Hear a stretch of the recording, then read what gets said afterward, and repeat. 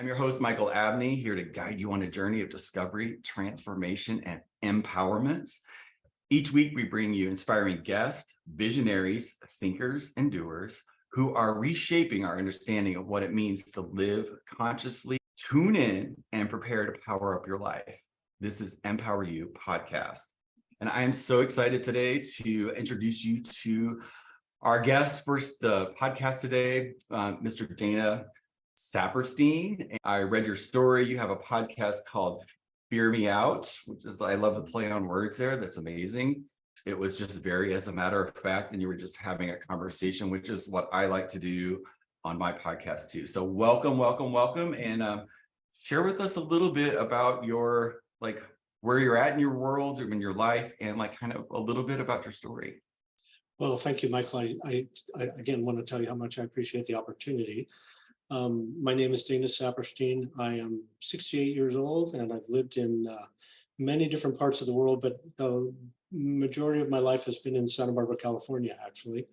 I moved here in 1976 in order to finish my education, and was doing a lot of therapy at the time. And so one of the last therapists I saw told me that he thought I might make a really good therapist myself. So he helped me become a mental health professional. So I've been a clinical psychologist in private practice here for 30 some odd years. I specialize in working with people that have post-traumatic stress left over from really serious childhood abuse of many different kinds. And about a year and a half or so ago, I started a podcast with a friend called Fear Me Out. He has since left the podcast, and the last 10 episodes that I've recorded have been either by myself or with guest hosts that come on my show. As far as my personal life goes, I would say on a spiritual level, I, as a kid, was forced to participate in the Jewish religion as a little guy. And I have to say I hated every moment of it. I wanted to play baseball. I couldn't understand why anybody would have to go to school after school. Going to Hebrew school just was incredibly annoying, and there was nothing spiritual about it in any way. It was miserable, and I was forced to participate until I had a bar mitzvah, and then luckily enough, I was able to walk away from it at that point. During the course of my early adulthood, if you asked me what religion I was, I would tell you I was an antagonist.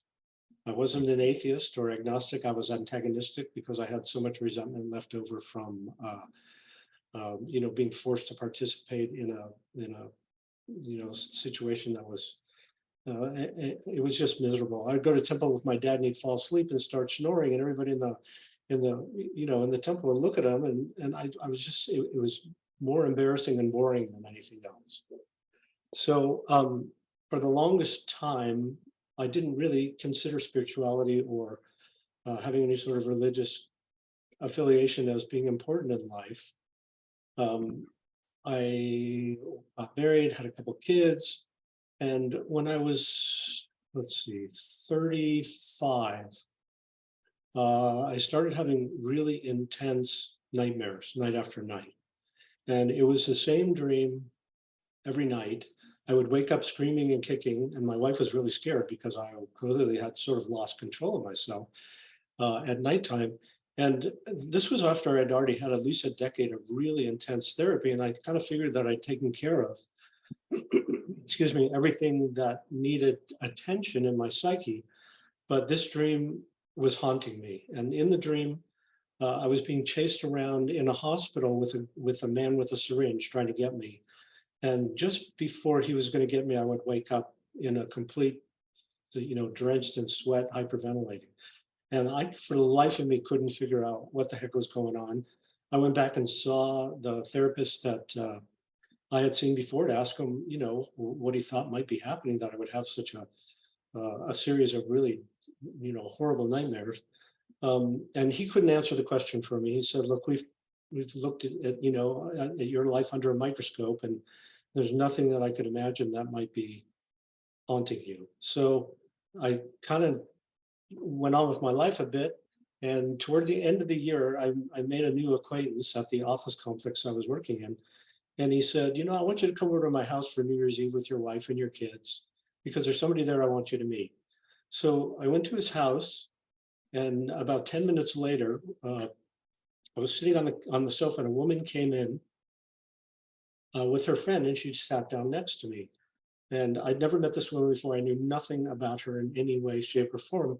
And she said to me, I hear you're having some struggle in your life, and I was just kind of curious about what's happening. I said, well, I was just having terrible nightmares, and I'm not sure what it's all about. Well, she picked up a pad of paper and she started writing just really intensely. And I'm looking at her thinking, this is kind of weird. Who comes to a party with a pad of paper and a pen and just starts writing for a complete stranger? Mhm. Well, after about 10 or 15 minutes, she handed me the pad, and I started to read it, and it was a complete description of why I was having nightmares. And what she wrote was that, and I remembered all of this crystal clearly after she started writing and I started reading it. When I was 4 years old, I went into the hospital to have hernia surgery. And the night before my surgery, an orderly came into the hospital and he sexually molested me. And the next morning, and he told me that if I told anybody, he would kill me. And the next morning, he wheeled me into the operating room, and then they put me on the gurney, and when they were putting me under, I thought they were killing me. I thought that he was carrying out his threat to kill me. So I went under anesthesia, screaming, "I won't tell! I won't tell! I won't tell!" And from that point forward, that memory of being sexually abused was completely erased from my memory. And I have to say that I was kind of shocked, because being a therapist, I wasn't sure if there was such a thing as repressed memory. But when this woman started writing the details of what happened, and I just remembered everything with such clarity that it was shocking to me that all of this could have lived inside of me, for at least 30 years without any symptoms or anything that might have revealed to me that I had such a horrible traumatic experience as a little kid. I had plenty of other really horrible traumatic experiences that I had dealt with in therapy, but this was something that was completely erased from my conscious. When she handed me the piece of paper, the heading at the top of the paper said God, comma. And so it was a message to me from God, all of this, to help me in two different ways. One, if you asked me prior to this experience whether I believed in God, I would have, done everything I could to convince you that you were a moron to even consider that God existed. And then to help me heal one of the deepest wounds that I was suffering from and didn't really understand was having such an impact on my life. So needless to say, I woke up the next morning completely, I felt like my life was turned completely upside down, because having somebody be able to, after knowing them for 15 minutes, help me understand something I'd been struggling with for 6 months that was really traumatic. I mean, how could she possibly know? How did she know? Like, Well, she didn't know. It didn't come from her. It came from God through her hand. she was Um, sort of channeling it? yes. Did Yeah. you know that up front, or like how was your how did you process? Michael, I didn't even know channeling existed. I mean, I was not necessarily conservative. I've always been a pretty liberal person, but I wasn't seeking any kind of spiritual Yeah. opening, anything, nothing. I was just living my life and trying to figure out why I was having such terrible nightmares. Did your knowing of that then change the trajectory of that? Like how was that, like the repressed thing?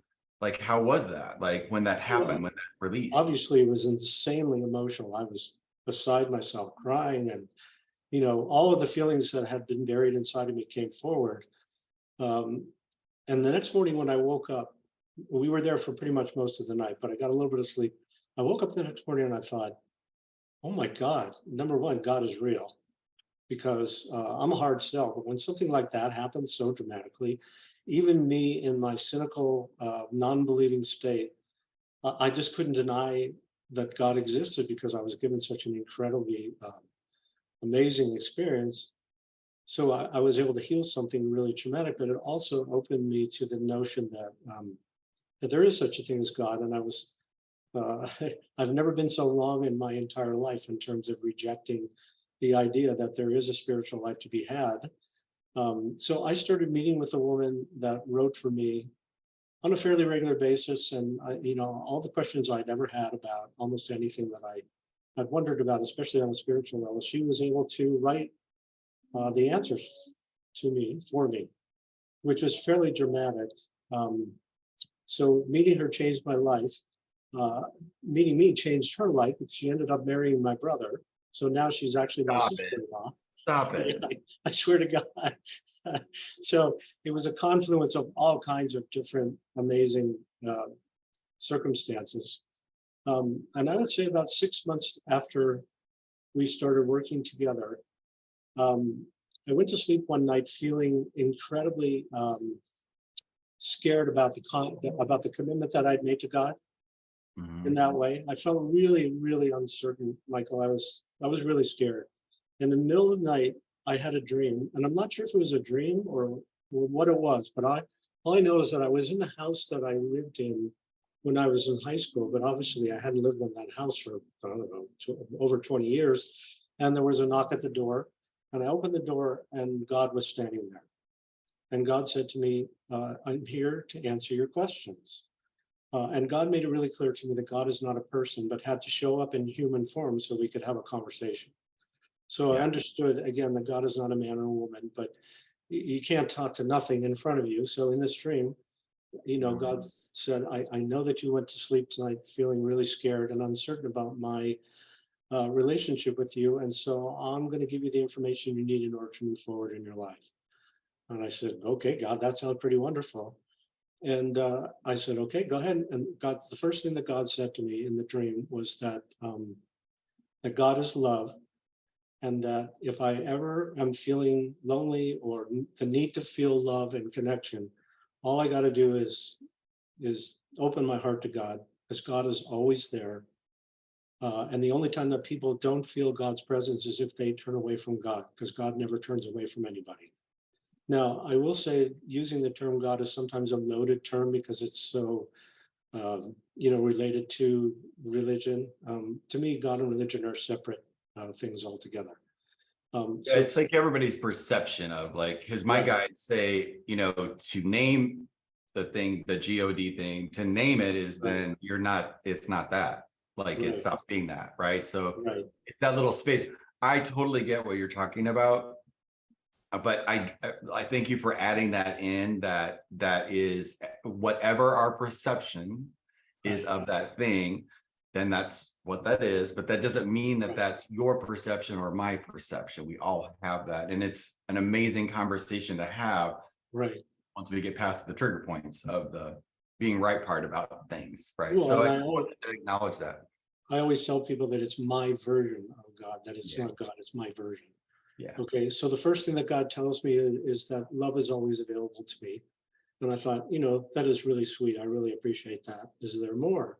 And then God said to me, forgiveness is a really important concept. And so part of my role in your life is to help you forgive the other people in your life that have hurt you, for you to get forgiveness from the people that you've hurt, and especially for you to get to a point where you can forgive yourself for the way that you have treated yourself. Because in my experience, we're generally speaking, all of our own, we're our worst enemy, if you know what I mean.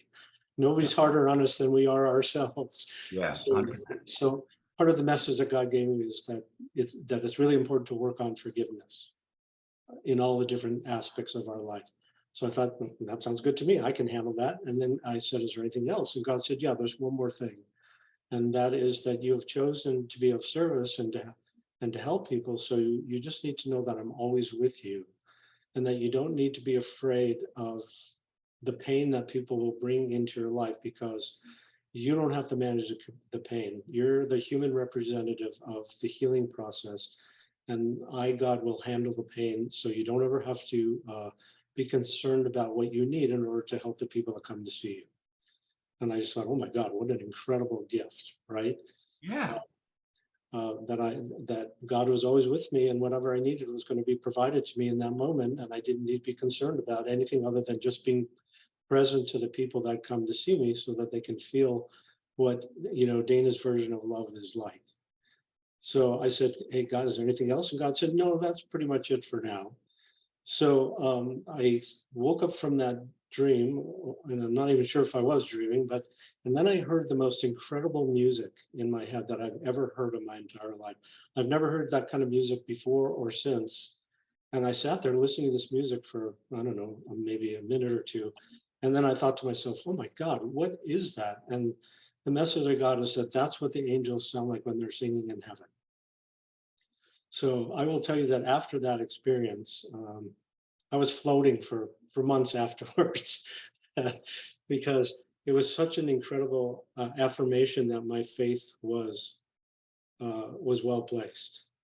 So from that point forward, I started having a very like 24-hour a day conversation in my head with God, because part of what I understood is that as human beings, we make things really complicated, right? It's really hard for us to imagine that, that things could be simple. And I always Instead think of about, here. right? I Yeah. always think about one of my clients who the only time he ever feels a spiritual connection is when he goes off to India to an ashram, gets dysentery and loses about 10 pounds, but spends a month, in spiritual heaven. And then he comes back home to Santa Barbara and he doesn't find it here. And I always thought, I don't think that God is location specific. I think you're making your life really, really complicated. And that, all the more power to you to have fun in India and go and, be around people that are sharing your sort of intellectual vision. But I don't see the necessity of making it complicated. Yeah. So I spend my life all the time feeling like I'm talking to God and listening. And what I've come to believe deep down inside is that my intuition, that our intuition is the voice of God inside of us. Mhm. Because a lot of times people say to me, well, I always pray, but I don't get an answer. And my response is, well, do you ever feel an intuitive connection to what's happening in your life? And people say to me, yeah, but I don't trust it because I can't prove it. And my response is, well, I mean, I get that you can't always prove things, but that I look at my intuition as sacred, and I hold on to it with all of the sort of devotion that I could possibly muster, because my intuition has actually saved my life a few times.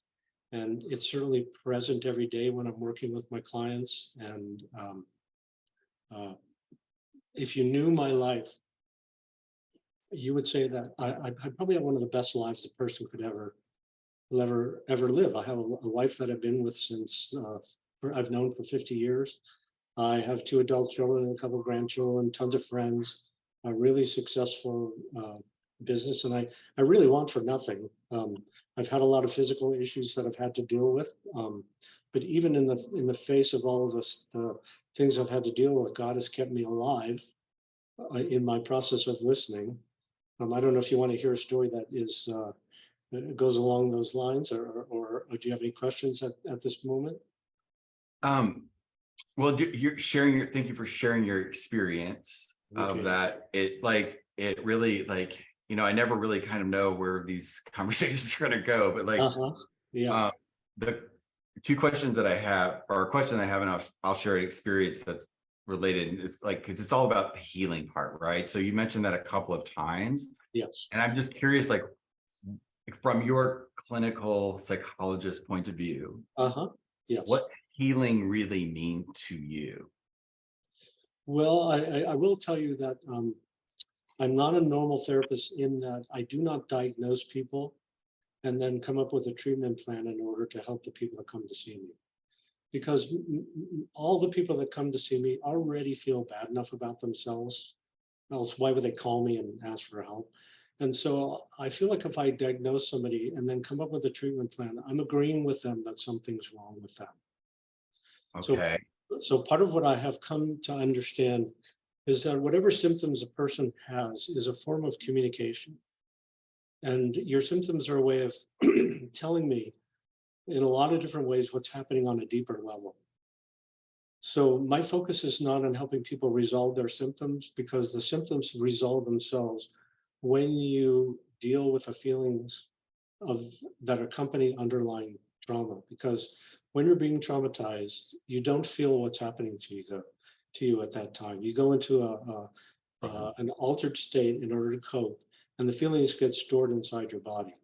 So I do a lot of hypnotherapy with people to help them go to the deeper levels of their unconscious mind, so that they can release the pain that they carry inside their bodies. Some Yeah. people are open to the spiritual part of it, other people not so much. And it doesn't really matter to me whether it's something you're consciously aware of or not, because I think that it plays out whether it's part of your intellectual understanding or not. So Yeah. my practice is very much of a spiritual practice. I feel like I'm always accompanied by again, my version of God, and whatever I need is always provided to me. And I usually don't even have to ask. I mean, I will say occasionally I might be sitting with somebody and I'll think to myself, okay, and I'm not quite sure I understand exactly what would help this person. And then within moments, I Mhm. just start talking and I think to myself, whoa, where'd that come from? That certainly didn't come from me. Yeah. Which is so amazing that you're saying this right now, like, because I like for me, like when I'm working with what or how I see it is like healing is just knowing yourself as whole and complete. Like you know that there's nothing wrong, right? So Yes. that the most powerful words in the universe is like I'm whole and complete, strong and powerful, loving and harmonious and happy. Uh-huh. Got that from a book that was written in 1907 from a guy named Charles Honnell that wrote The Master Key System. And there was when I was reading that, I read it like 20 times because Yeah. I'm fascinated by that stuff, like how these people knew this like 150 years ago, right? Right. But like that never left me, never left me. I wrote that on a chalkboard. I like had it in my house for a year till that was just ingrained in the cells of my body because everything else is a lie. Right. So, but I had an experience, like I always knew that I had some sort of sexual abuse when I was a kid. I mean, I remember instances and I just, chalked it off and like, I thought I'd dealt with it in my, life. And I recently had an experience where I live in St. Louis, but I grew up on a farm it's exactly 111 miles from my house and where I live now. And my brother lives there. I still go down and my dad deeded us back the property that we grew on, so it's like, it's home to me, right? My grandma we used to walk that land and last on Memorial weekend, we had some friends down and they had a little girl. She wanted to go, talk to the cows, right? So we go Yeah. down underneath the farm and I'm walking the property and all of a sudden I noticed this, she wanted to go on top of the hill. And I'm like, I've never been up there. I had to walk through the property in a different way that I've never done before or remember. But I walked over where this old house used to be, and my dad used to rent it out to some people when I was growing up. And I walked over it, never thought a thing about it, and came back to St. Louis. And I had a friend of mine does sonomic breath work, and I've been in experiences like that before, and I always get really dizzy, and I just sort of check out, and I'm like, don't go all the way, right? Right.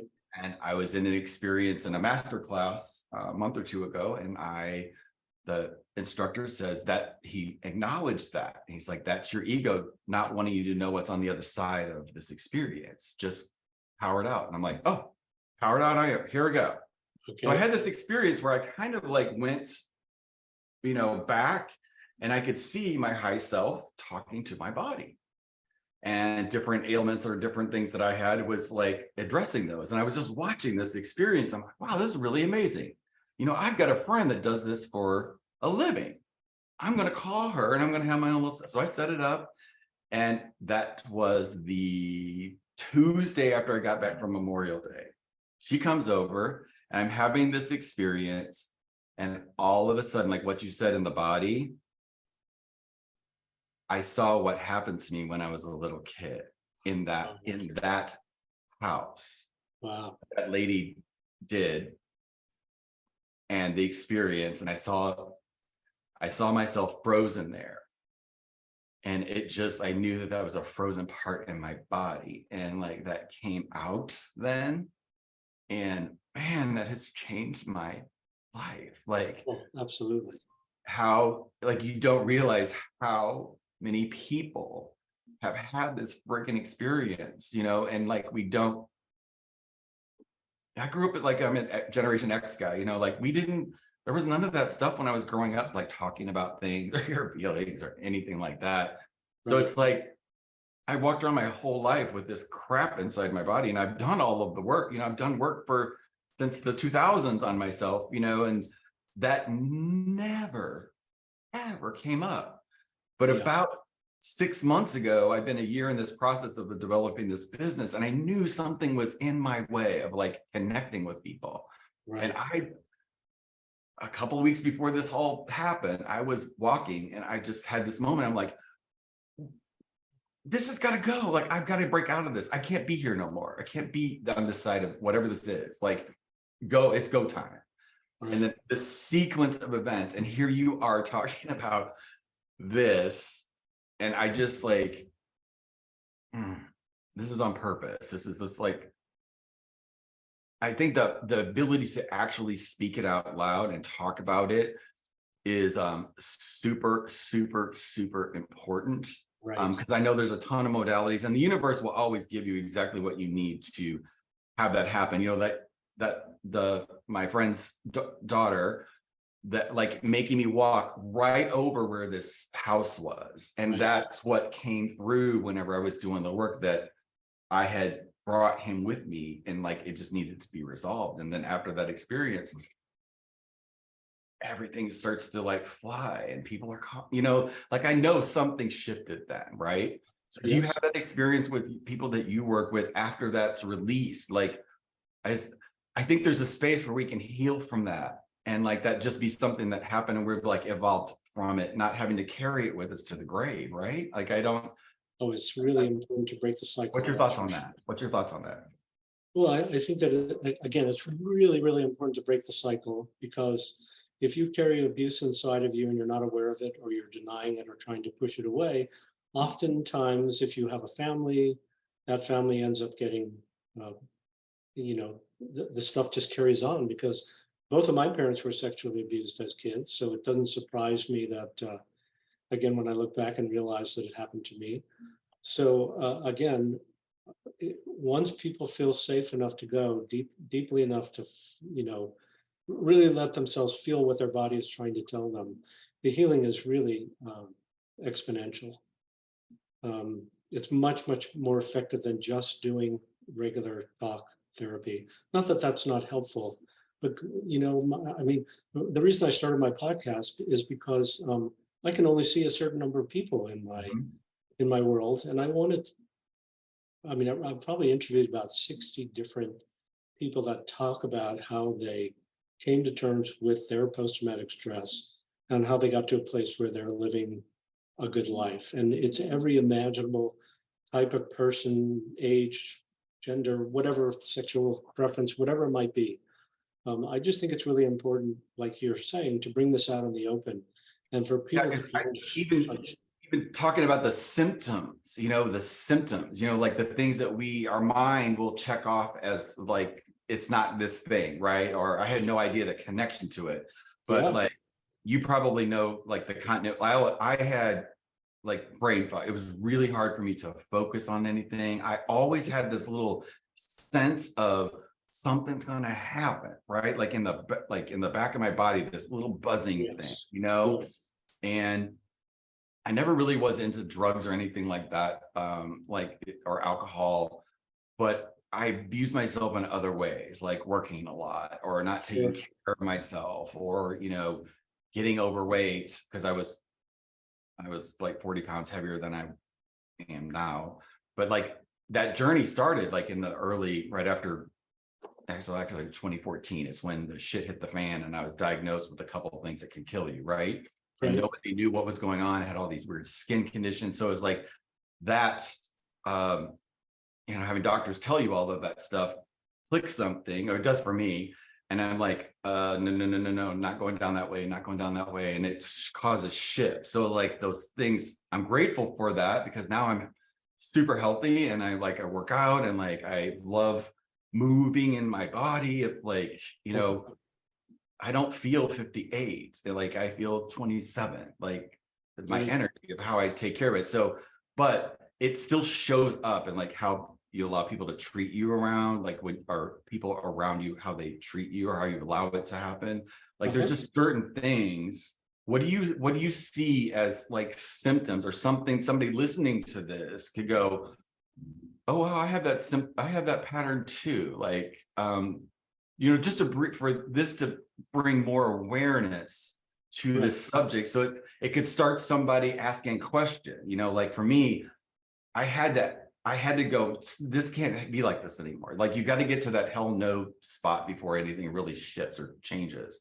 But when Yes. it does, the information is so helpful for me, knowing that there's like, oh, this thing that I thought was this is really about this. What do Yeah. you like? Is it a pattern or something that you've noticed, like if that might help somebody else detect it that is like in their blind spot, right? Well, to begin with, Michael, I think that shame, the feelings of being ashamed of yourself, is absolutely key for most people's suffering. And that anytime something happens to you or doesn't happen for you in terms of neglect, that kids always blame themselves and end up feeling very much ashamed of themselves. Yeah. And That's shame is very different than guilt, right? yeah. Guilt is about something that you did or didn't do that you might want to feel bad about, but shame is personal. It's about how you feel about yourself. And most people that I've encountered both personally and professionally don't feel very good about themselves. They carry a lot of shame and just try to cover it up with any who knows how many different ways, right? I grew up gay in the country, so the shame was Right. just Yeah. poured on, like you don't fit in, like Right. all of this stuff, which actually weirdly became my strong suit. It's like how I got shit done in the world. If somebody told Right. me I couldn't do something, Right. game over, I do it like Yeah. without fail. But that stopped working like early 2000s. It Right. stopped working. Yeah. And then it was like, oh, I can't use this trick anymore, right? And then that's what led me down the path of, the seminars and the books and this, and that's, kind of what awoke me to connecting to my guides and Right. in here now. And my thinking is like, oh, that's all in the past, but yet it comes full circle when it really gets to the core of my being. And that's what happens the other day. But the Absolutely. shame, 100%, like, because I don't know what to do with that sometimes when that arises, like consciously, I'm not like ashamed of myself. I'm proud of Right. myself, but Uh-huh. yet that energy of it exists in a lot of different forms. That's hard to detect. Well, Michael, what I ask people to consider is that most of us have this notion, what the hell is wrong with me if I'm feeling shame or whatever?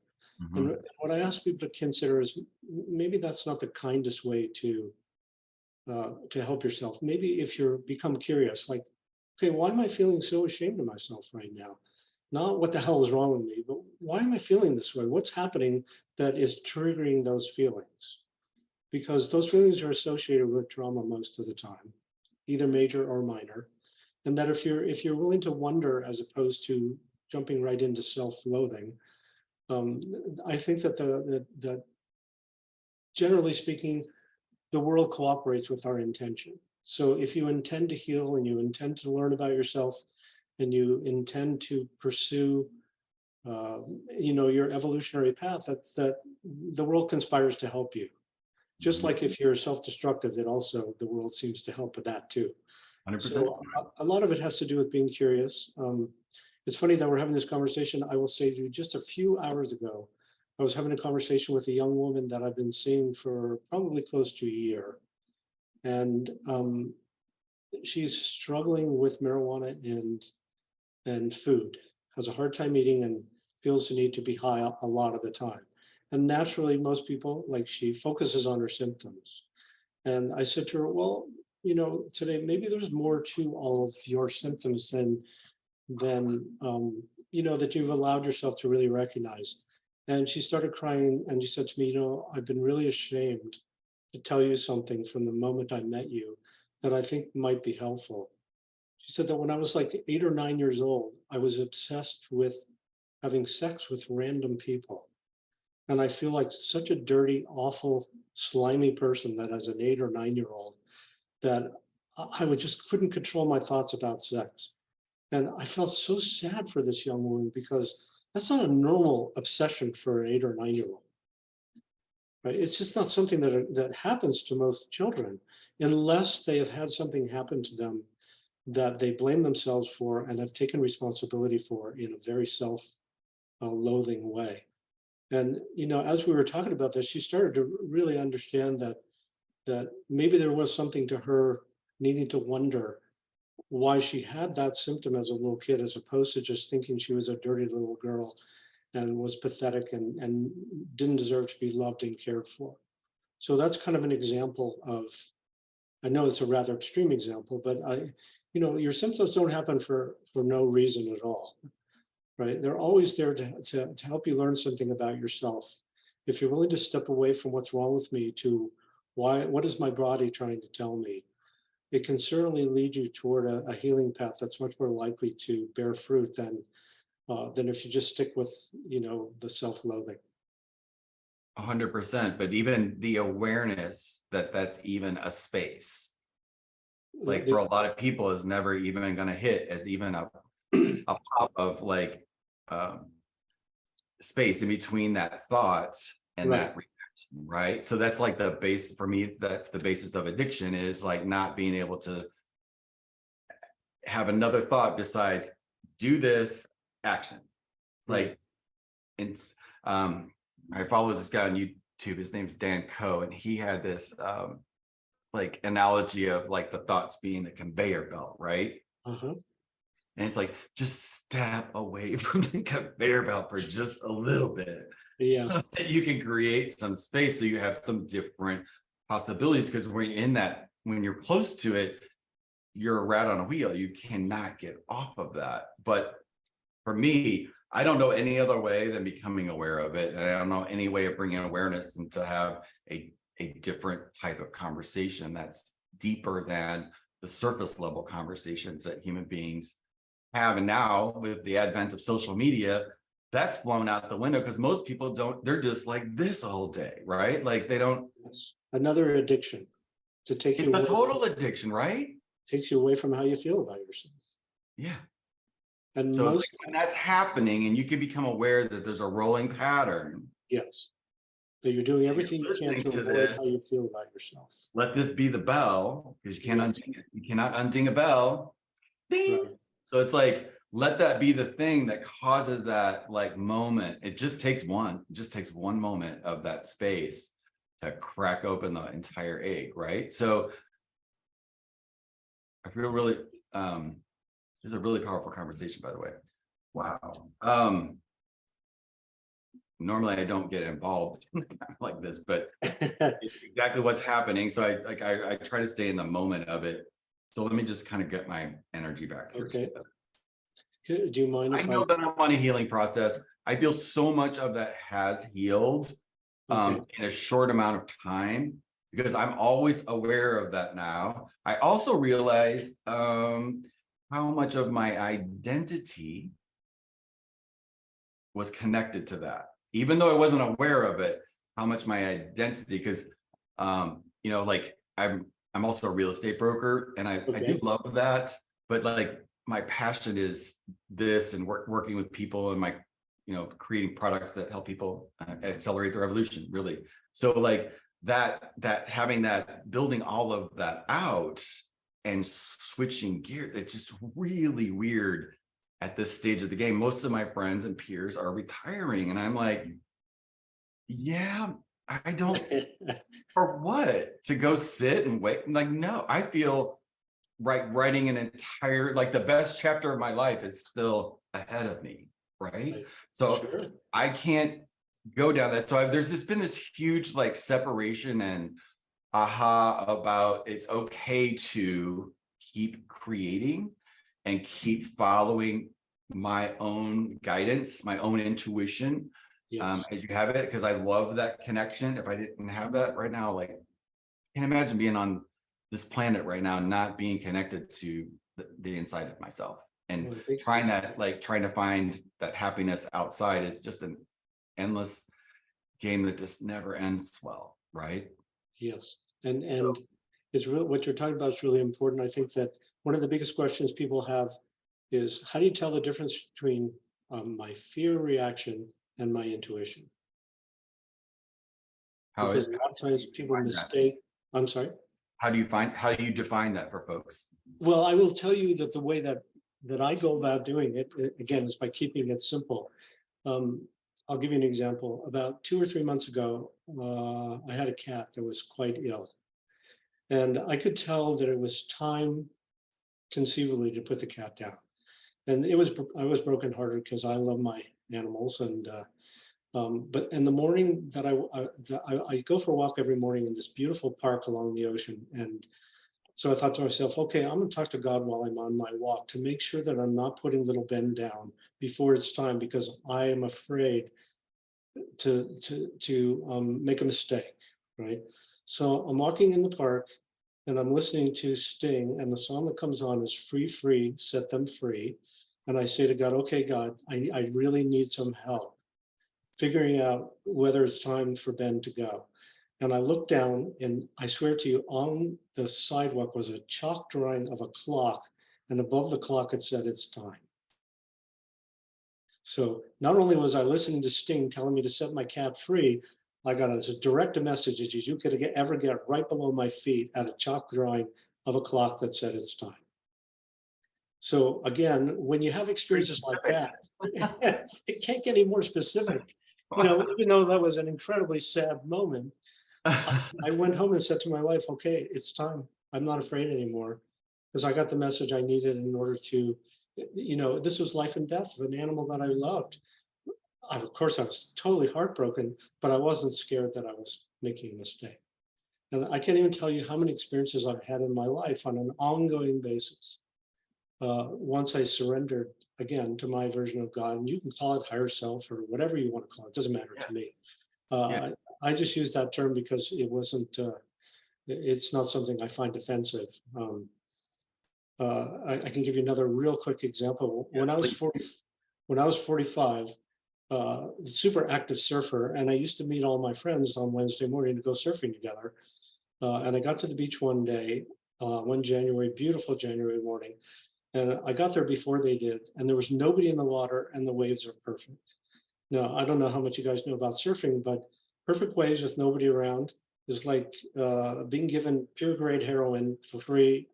All you can drink, you know, all you can, it's like, it doesn't happen. And so I'm just absolutely beside myself, wanting to get my wetsuit on, go in the water as quick as I can. And I heard this voice, like at the top of any sort of volume, don't go in the water by yourself. And I'm thinking to myself, wait a minute, you're telling a surfer not to go in the water by himself? My friends will be here in a few minutes, you know, it's fine. And I had this argument for about 10 or 15 minutes, and I have never been so hammered by don't go in the water or don't whatever. And so finally I gave in, said, okay, I get it, I hear it, I'm not going to stop being, you know. So my friends got there, we paddled out in the water, and within 15 minutes I had what would have been a fatal heart attack in the water. And if my friends were not there to save my life, I would not be having this conversation with you right now. If you hadn't So listened to I was intuition. given a very clear warning that I was on death's door, even though I didn't feel it. And within moments of, you know, paddling out in the water, I had what would have been a very fatal heart attack.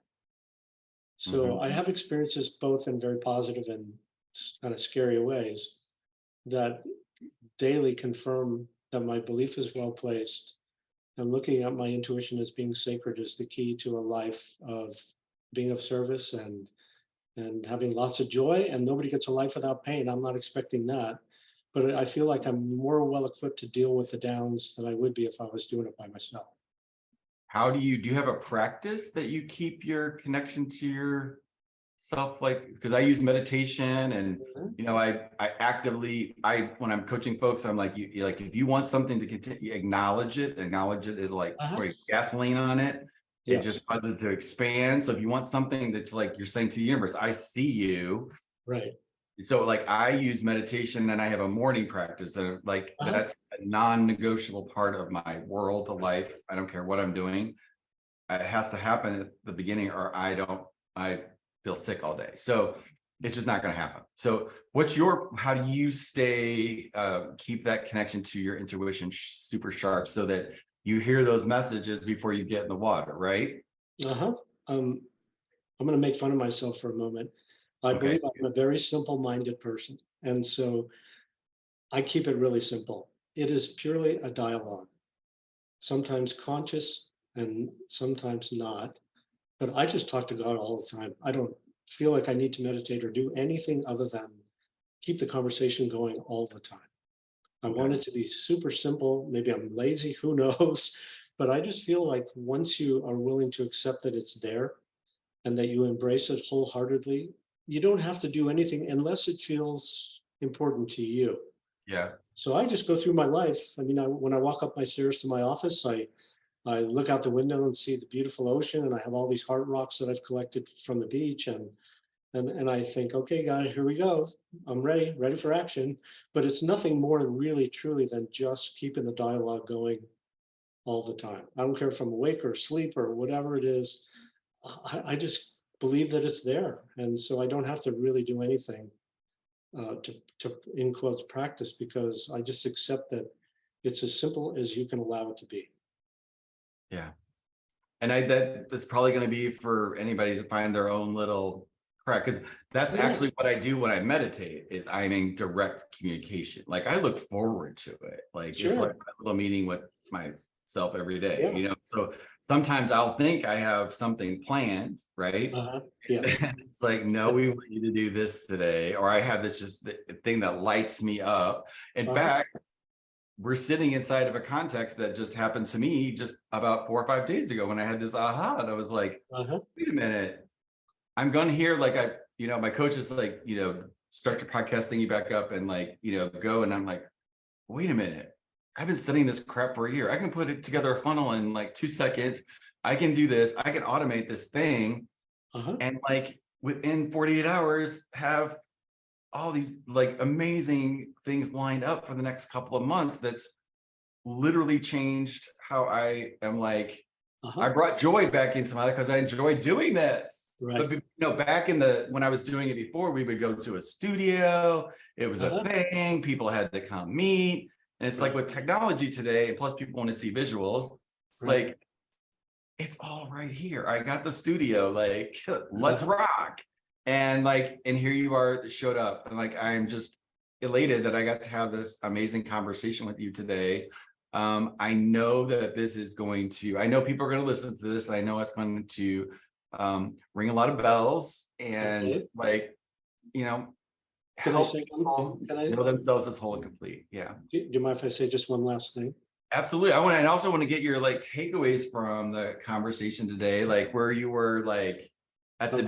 beginning and like kind of like where we're at right now. Because I think we're at I turn my thing off, but like, yeah, I just want to make sure. Yeah. Wow, we've Okay. talked almost an hour. So Well, see, that's a part of like time. It just like when yes, you're enjoying goes yourself, by. it just goes, yeah. So yes, please share your takeaway Okay. and like your One story. last thing. I ask people to listen to the songs that play in their head, depending on whether you're musical or not, because I get songs in my head all the time that deliver messages to me. I do too. And I think that's most people take them for granted and just assume that it's a song. But I can't even tell how often a song plays in my head that accompanies what I'm thinking about or struggling with or whatever it might be. And sometimes they're the most random songs that you could ever imagine, because I've lived a long time and got a lot of musical history. I'm not a very musical person, but I drive my wife crazy because I've always got a song playing in my head. And usually those songs have meaning. So Okay, well, that's I've got one in my head. I'm gonna go find that because I okay. love Kylie Minogue and has the new one come out and like her new one come out and it's like a huge hit. Uh-huh. I've been in my head going that one that happened when I graduated, because she's been doing songs since the 80s. So it's like I'm gonna go look that up and I'm gonna listen to it right Uh-huh. after this podcast. So Okay. that's a great because I actually have that happen to me quite often. I love music and I listen to it all the time. Yeah. But yeah, I'm I gonna think it's just another form of communication that could be fun. like it's frequency. Everything's frequency. It's all this, Uh-huh. all this radio stations. Yeah. And so, yeah, music that makes perfect sense. Yeah. So, I mean, my takeaway would be, number one, you are very much a pleasure to speak with. Oh, thank you. What's that? I said thank you. Oh, you're quite welcome. You're very easy to talk to and very engaging in conversation. I love these kind of conversations. They just make me feel really good. And Me, I really want to help as many people as I can before one day I fall out of my chair. I'm never going to retire. I'm having way too much fun as a person and as a professional and all of it. And I just want to. I like helping people. It feels good. 100%. Like there's just nothing that it I can't even describe it. Like I would go to describe it, it stops becoming the thing that I sense around me, is that just joy of like, oh my God, if I could provide, when I was a kid, there was this game called Shoots and Ladders, and you would like, you every once in a while you could land on the thing that would Yeah, just that's right. and you could just, you didn't have to do all of the roundabouts, right? I love that when they have that moment where they just do not have to go down that highway Right. and they take it. And Sure. yeah, that's what lights me up. Yeah. So So if you don't mind, I would love to encourage anybody to contact me at fearmeoutpodcast@gmail.com with any questions, because I am open to answering any questions that anybody might want to present to me. I'm always open to new ideas of psychological topics that I could, uh, bring onto my podcast. I just did an interview with a psychiatrist about ketamine therapy. Oh my God, it was so fascinating. So I like to cover just about anything people might be curious about. In the realm of healing post-traumatic stress, spirituality, how to deal with your fear in a graceful way, all that different stuff. So I will put all of your information in the description box that follows whatever form that these turn out to be. They'll follow it wherever it goes. So they will definitely have it in. So if you guys are watching this, all you gotta do is just look in the description box right below, and you'll have all of Dana's information and reach out. And if you've got something you want to talk about, like you have your own podcast that I'm sure you're always looking for interesting subjects to talk about, because yeah, it's what fun. else are we gonna do, right? I mean, I think doing a podcast is one of the funnest things I've ever done in my life. Yeah, I especially love this. This is my third one today, and I really love this format of this. This is really cool. So with that, I think that we have produced a really cool episode. So I'm really grateful for you coming on and reaching out. You're one of the first ones that clicked through. I appreciate it. And I'll continue to have the conversation, and who knows, we'll have you back on and keep Oh, going. you're so kind, Michael. It's a I just pleasure. love having this conversation.